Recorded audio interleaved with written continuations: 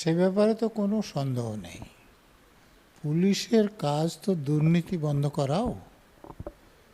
যখন মমতা ব্যানার্জি, তার শিক্ষামন্ত্রী পার্থ চ্যাটার্জি এবং তাদের অধীনে এসএসসি বা অন্যান্য যে সংস্থাগুলো আছে তাদের বিভিন্ন পদে যারা ছিলেন, তারা কোটি কোটি টাকা আদায় করে, অর্থাৎ ঘুষ খেয়ে চাকরি বিক্রি করছিলেন, তখন পুলিশের কাছে খবর পৌঁছায়নি কেন? বা যদি খবর পৌঁছে থাকে তাহলে তারা মমতা ব্যানার্জি পার্থ চ্যাটার্জিদের বিরুদ্ধে মামলা করে তাদেরকে গ্রেপ্তার করেননি কেন? যে কেন্দ্রীয় তদন্তকারী সংস্থা হাইকোর্টের নির্দেশে পার্থ চ্যাটার্জি এবং তার বান্ধবীর বাড়ি থেকে যে বহু কোটি টাকা এবং বহু কোটি টাকার মূল্যবান সামগ্রী উদ্ধার করলেন, এটা কেন্দ্রীয় তদন্তকারী সংস্থার লোকেরা জানতে পারলো, পুলিশের লোকেরা জানতে পারলো না কেন? তখন কি তাদের কোনো কর্তব্যবোধ ছিল না? তো হঠাৎ করে তারা বিকাশ ভবন থেকে লোকদের বের করতে হবে এবং বিকাশ ভবনের সামনের রাস্তাটা পরিষ্কার করতে হবে, তার জন্য তাদের কর্তব্যবোধ বেড়ে গেল। এবং একজন পুলিশের লোকেরা বলছেন যে ন্যূনতম বল প্রয়োগ করেছেন, আর পুলিশ মন্ত্রী বলছেন যে লক্ষ্মণ রেখা সকলের মেনে চলা উচিত। আমি বলব, তিনি যখন ঘুষ খেয়ে চাকরি বিক্রি করছিলেন, অবৈধভাবে লোকদের নিযুক্ত করছিলেন, তখন তিনি লক্ষ্মণ রেখা মেনেছিলেন? এখনও 21শে জুলাই পালন করা হয়, আপনারা জানেন। 21শে জুলাইয়ের দিন তিনি নিজে সে আন্দোলনে ছিলেন। তিনি তখন লক্ষ্মণ রেখা মেনে আন্দোলন করেছিলেন? যদি করেছিলেন, এখনও তার এমপি, তাকে মন্ত্রীও করেছিলেন, তখন যিনি হোম সেক্রেটারি ছিলেন, তিনি হাইকোর্টে যে হলফনামা দিয়েছিলেন, মিথ্যে দিয়েছেন বলতে পারবেন কি? তাহলে সেখানে জিজ্ঞেস করুন যে কতটা গাড়ি ভাঙচুরের কথা আছে, কতটা বাসে আগুন লাগানোর কথা আছে, কতজন পুলিশ অফিসারকে আহত করার কথা আছে, কটা ব্যারিকেড ভেঙে রাইটার দখলের জন্য এগিয়ে যাওয়া যাচ্ছে। এটা হচ্ছে লক্ষ্মণ রেখা মেনে চলা। বিকাশ ভবনের সামনে একটা রাস্তা আটকিয়েছে, এটা লক্ষ্মণ রেখা মানা হচ্ছে না। যখন মমতা ব্যানার্জি সিঙ্গুর আন্দোলনের সময় ন্যাশনাল হাইওয়ে বন্ধ করে রেখেছিলেন দিনের পর, তখন লক্ষ্মণ রেখা মেনেছিলেন? হাইকোর্টকে অর্ডার দিতে হয়েছিল সে রাস্তা পরিষ্কার করার জন্য, এবং সেটা তার বিরুদ্ধে ব্যবস্থা নিতে গিয়ে যখন পুলিশ যেটা ব্যবস্থা নিয়েছিল সেটা তিনি খুবই অন্যায় মনে করেছিলেন। তারপরে কি করেছিলেন? লোকজনকে নিয়ে, তখন তিনি এমএলএও ছিলেন না, বিধানসভায় প্রবেশ করে বিধানসভাতে ভাঙচুর করিয়েছিলেন। তখন তিনি লক্ষ্মণ রেখা মেনেছিলেন? তো তিনি লক্ষ্মণ রেখা মানবেন না, কিন্তু অন্যরা লক্ষ্মণ রেখা মেনে চলবে, এটা কীরকম দ্বিচারিতা? এরকম কথা উনি বলতে পারেন না। এই যে পিসি একরকম বলছেন, ভাইপো আবার বলছেন যে আন্দোলন উগ্র হতে পারে না, হিংসা হতে পারে না। তো এই যে 13 জন পুলিশের গুলিতে যে নিহত হয়েছিল, তার আগে তারা কোনো হিংসার আশ্রয় নেয়নি, তারা কোনো উগ্রতার আশ্রয় নেয়নি। তাহলে সেদিন হোম সেক্রেটারি হাইকোর্টে যে হলফনামা দিয়েছিলেন সেটা মিথ্যা? যদি মিথ্যে না হয়, তাহলে আপনারা 21শে জুলাই এখন ঘটা করে পালন করেন কেন? আপনারা তো উগ্রতার আশ্রয় নিয়েছিলেন, হিংসার আশ্রয় নিয়েছিলেন, লক্ষ্মণ রেখা লঙ্ঘন করেছিলেন। তো তাহলে আপনারা এখনও 21শে জুলাই পালন করেন কেন? অতএব নিজেরা যা করবেন ঠিক, আর একই কাজ অন্যরা করলে সেটা ভুল, এটা তো চলতে পারে না, অন্তত খুব বেশি দিন চলতে পারে না।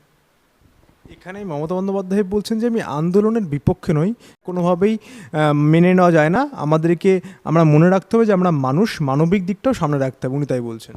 তো মমতা ব্যানার্জি যখন পুলিশ অফিসারদের চেয়ারে গিয়ে বসে থাকতেন, পুলিশ অফিসারদের মুখে কালিমা খেয়ে দিতেন, তারপরে রাইটার্সে গিয়ে সব ধর্ণা দিয়ে পড়ে থাকতেন, তখন উনি খুব মানবিক ছিলেন। তিনি 26 দিন অনশন করেছিলেন, তারপরে সুস্থ ছিলেন, তখন খুব মানবিক ছিলেন। সিঙ্গুরের কথা বললাম, তখন উনি মানবিক ছিলেন। যে ন্যাশনাল হাইওয়ে বন্ধ করে রেখেছেন, যে গাড়িতে যে মাছ আছে সেগুলো পচে যাচ্ছে, সবজি আছে সেগুলো পচে যাচ্ছে, উনি মানবিক ছিলেন। ডিম আছে সেগুলো পচে যাচ্ছে, উনি মানবিক ছিলেন। আর এখন যারা আন্দোলন করছে তারা মানবিক নয়। এরে এই যাদের বৈধভাবে চাকরি পেয়েছিলেন তাদের চাকরি বাতিলের জন্য কি যারা বৈধভাবে চাকরি পেয়েছেন তাদের কোনো অপরাধ আছে? অপরাধ মমতা ব্যানার্জি, পার্থ চ্যাটার্জি, তার অধীনের লোকদের। তো তাদের অপরাধের জন্য ওদের চাকরি কেন যাবে? তো তার জন্য আন্দোলন করবে না? তো মুখ্যমন্ত্রীকে বলুন যে আপনার বেতন বন্ধ হয়ে যাবে, আপনার বাড়িতে খাবার জুটবে কিনা এই ব্যবস্থা থাকবে না, আপনার ভাইপোর যে এমপি থেকে যে টাকা পান সেটা বন্ধ হয়ে যাবে, আপনি মুখ্যমন্ত্রী হয়ে যে টাকা পান সেগুলো সব বন্ধ হয়ে যাবে। আপনার পার্টির লোকেরা যেসব এমএলএ এমপি আছে, যে বামপন্থা বলে এমএলএরা কত করে ভাতা পেতেন এখন কত করে পায়, মন্ত্রীরা কত করে বেতন পেতেন এখন কত করে পায়, সেগুলো সব বন্ধ করুন। তারপরে তারা যদি খুব শান্তিপূর্ণভাবে আন্দোলন করে তাহলে তারপরে তিনি এইসব কথা বলুন। আরে একটা লোক বৈধভাবে চাকরি পেয়েছে, মমতা ব্যানার্জির অপরাধের চাকরি গিয়েছে, তার ছেলে মেয়েকে তারা কী খাওয়াবে জানে না, সে একটা বাড়ি করেছে তার ইনস্টলমেন্ট কী করে দেবে সেটা জানে না, তার স্ত্রীর কাপড় চোপড় কিনবে কী করে সে করে জানে না, তাদের কাছ থেকে আপনি লক্ষ্মণ রেখা মেনে চলতে, শান্তিপূর্ণ বজায় রাখতে বলছেন। এরকম অবস্থা হলে কারো মাথা ঠিক থাকে? কিন্তু তিনি এখানেই বলছেন যে আমাদের মানবিক হওয়া উচিত, মানে আন্দোলনটা করা উচিত কিন্তু মানবিকতার দিকটাও পাশে রাখা উচিত। ঘুষ খেয়ে চাকরি বিক্রি করেছিলেন মানবিক হয়ে? এটা কি মানবিকতার উদাহরণ? আমি আন্দোলন যারা করছেন তাদেরকে এরকম মানবিক হওয়ার পরামর্শ কোনো দিন দিতে পারবো না। উনি দিলে দিন। সুপ্রিম কোর্টের রায় হয়ে গিয়েছে, দেখুন যারা অবৈধভাবে চাকরি পেয়েছেন বলে সিবিআই দ্বারা চিহ্নিত হয়েছেন তাদের ব্যাপারে সুপ্রিম কোর্ট বলেছে যে এদের সুদ সমেত বেতন ফেরত দিতে হবে এবং এরা নতুনভাবে চাকরিতে নিয়োজিত হওয়ার জন্য যোগ্য বিবেচিত হবে না। তারপরেও বলছেন যে আগে যারা বৈধভাবে চাকরি পেয়েছে তাদেরটা দেখি, তারপরে যারা অবৈধভাবে চাকরি পেয়েছে তাদেরটা দেখবে। কী দেখবেন? ওনার দেখার কোনো স্কোপ আছে? উনি রিভিউ করার আগে একটা মিসলেনিয়াস অ্যাপ্লিকেশন করে কিছুদিন যাতে এই মাস্টারমশাইরা পড়াতে পারেন এটা মেনে নিয়ে একটা সম্মতিতে রায় করলেন। এরপর রিভিউ পিটিশনে তো কোনো কিছু হওয়ার কোনো সম্ভাবনা নাই। লোকদেরকে তিনি শুধু ভাওতা দিচ্ছেন, সময়টা তিনি পার করতে চাইছেন যাতে যারা টাকা দিয়ে চাকরি পেয়েছে তারা যাদেরকে টাকা দিয়েছে তাদের গাছে বেঁধে না পেটায়। আর পেটালে কী হবে? কুন্তল ঘোষের বক্তব্য আপনাদের মনে আছে যে আমি তো 10% রাখি, বাকি 90% পাঠিয়ে দিই। তো তাদের পিঠে যখন পড়বে 90%দের উপরও তো কিছু পড়বে, সেইটা যাতে না পড়ে সে তিনি শুধু সেই চেষ্টা করছেন। এইটা মানবিকতা। মানে অযোগ্য প্রার্থীদেরকে, অন্তত কম যোগ্য প্রার্থীদের কাছে টাকা খেয়ে চাকরি বিক্রি করছে, খুব মানবিকতা। আরে এটা যে সরকার জানতো এটা তো আমি বলছি না, শাসক দলের মুখপাত্র টিভি চ্যানেলে ইন্টারভিউ বলেছেন যে পার্টির কাছে খবর ছিল, পার্টির সর্বোচ্চ নেত্রীকে মমতা ব্যানার্জি, রাজ্যের মন্ত্রিসভার সর্বোচ্চ পদে কে আছেন? মমতা ব্যানার্জি। তার মানে মমতা ব্যানার্জি জানতেন, তারপরে অন্য কোনো ব্যবস্থা নেন। এটা মানবিক? তো এইরকম মানবিক যেন লোক না হয়। আদালতের আইনি মাধ্যমে আইনি পথে আপনারা লড়াই করুন, আইনি পথ আর তো খোলা নেই যতদূর জানা যাচ্ছে। আইনি পথে তো যদি মুখ্যমন্ত্রী তার লোকদের বলতেন যে যারা বৈধভাবে চাকরি পেয়েছে তাদের তালিকাটা দিয়ে দিন, তাহলে তো ওদের চাকরি বাতিল হতো না। তো একবার যখন সুপ্রিম কোর্ট বাতিল করে দিয়েছে তার উপরে তো কোনো কোর্ট নাই, একমাত্র রিভিউ বাকি থাকে। তো রিভিউটা তো মিসলেনিয়াস অ্যাপ্লিকেশন করে কনসেন্টে অর্ডার করে সেটারও তো 12টা বাজিয়ে দিয়েছেন। আর রিভিউতে নতুন করে শুনানি হয় না, যে জজ সাহেবরা রায়টা দেন তাদের চেম্বারে যেয়ে তারা দেখেন যে কোনো কিছু যদি তারা ওভারলুক করে গিয়েছেন বা এরকম কিছু হয়ে থাকে যে on the face of the judgement মনে হচ্ছে যেটা ভুল হয়েছে, তখন তারা মনে করলে কিছু সংশোধন করে। অধিকাংশ ক্ষেত্রে কোনো রকম সংশোধন হয় না, রায়টা যেরকম আছে সেরকমই থাকে। অতএব আদালতে গিয়ে আন্দোলন করা তো আর কিছু বাকি নেই। তিনি যেটা নেতাজি ইন্ডোর স্টেডিয়ামে পরে শিক্ষামন্ত্রী, প্রথমে মুখ্যমন্ত্রী পরে শিক্ষামন্ত্রী যেসব কথাবার্তা বলেছেন সেগুলো বিভ্রান্ত করার জন্যে, যা করা যাবে না এরকম কথা বলেছেন, এবং এইগুলো শুধুমাত্র করেছেন সময়টা নষ্ট করার জন্য, যাতে করে তাদের কাছ থেকে টাকা ফেরত চাওয়াটা শুরু না হয়ে যায়।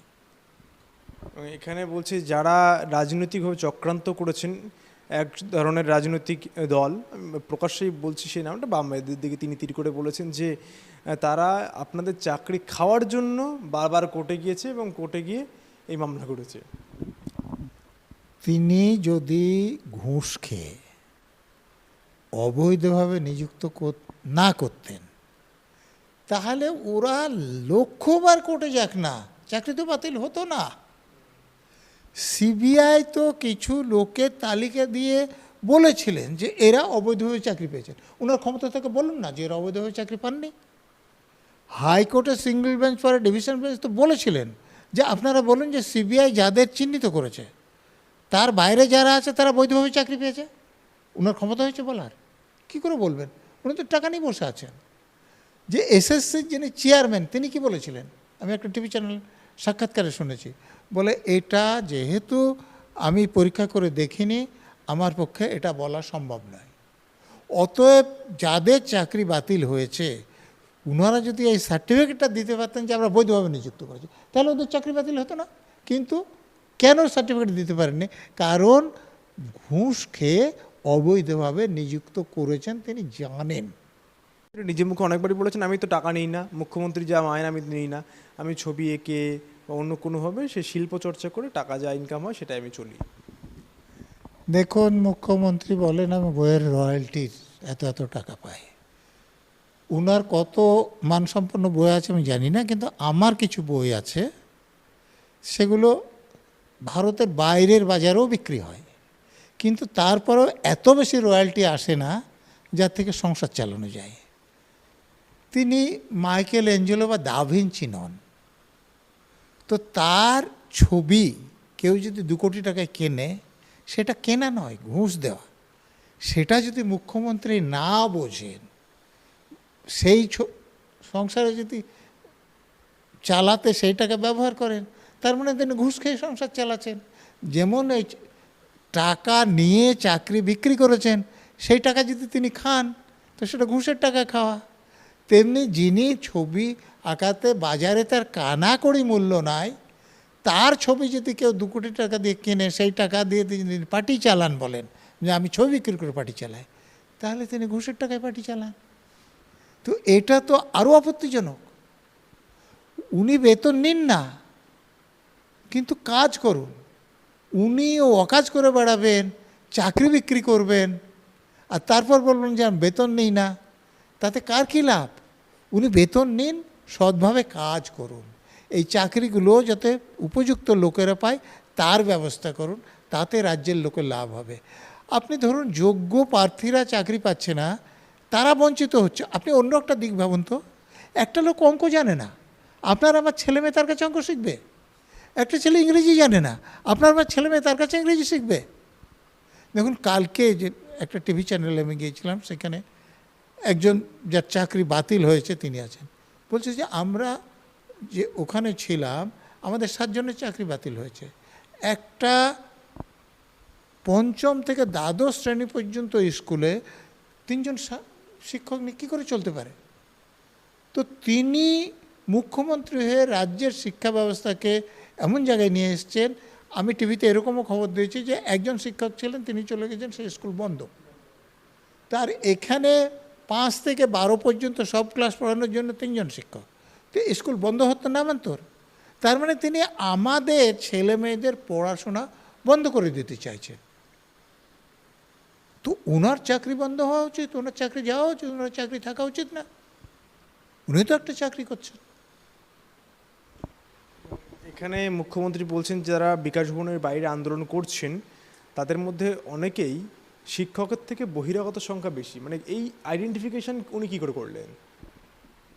না, যদি করেনও, উনি সিঙ্গুরে যখন আন্দোলন করতেন, সিঙ্গুরের কৃষক কজন ছিল, কজন কলকাতার লোক ছিল, কজন অন্যত্র লোক ছিল। উনি যখন নন্দীগ্রামে আন্দোলন করতে গিয়েছিলেন, কজন নন্দীগ্রামের কৃষক ছিল, কজন কলকাতার লোক ছিল, কতজন মেদিনীপুরের লোক ছিল। তো কেউ যদি আন্দোলন করে, আপনি যদি আন্দোলন করেন, আমি যদি মনে করি আপনার আন্দোলনটা সঠিক, আপনার পাশে গিয়ে আমি দাঁড়াতে, সেখানে আমার অন্যায়টা কোথায়? বা যার পাশে গিয়ে দাঁড়াচ্ছে তাদের অন্যায়টা কোথায়? কোনো অন্যায় নেই। তাহলে এরকম দোষ দিচ্ছেন কি, মানে না জেনে বুঝে দোষটা দিচ্ছেন কীরকম? দেখুন, দোষ দেওয়ার যথেষ্ট কারণ আছে। কারণ চাকরিটা বাতিল হয়েছে, যারা বৈধভাবে চাকরি পেয়েছেন তাদেরও বাতিল হয়েছে। এই চাকরিটা বাতিলের জন্য যারা বৈধভাবে চাকরি পেয়েছেন তাদের কোনো দোষ নাই, দোষটা হচ্ছে মমতা ব্যানার্জির। এরা আন্দোলন করাতে মমতা ব্যানার্জিদের টাকা নিয়ে চাকরি বিক্রি করেছেন, এটা লোকে জানতে পারছে। তো এইটা উনি চাইবেন কেন? তো এর জন্যেই অন্য যে কোনোভাবে এখান থেকে সাংবাদিকদের দৃষ্টিটা অন্য জায়গায় তিনি নিয়ে যেতে চাইছেন।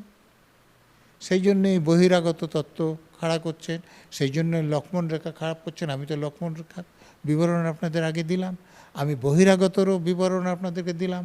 উনি যে আন্দোলন করেছিলেন তখন উনি কোথায় থেকে অন্তর্গত লোকদের নিয়ে আন্দোলন করেছিলেন? ওনার আন্দোলনে তো বহিরাগতরাই আন্দোলন করেছিলেন।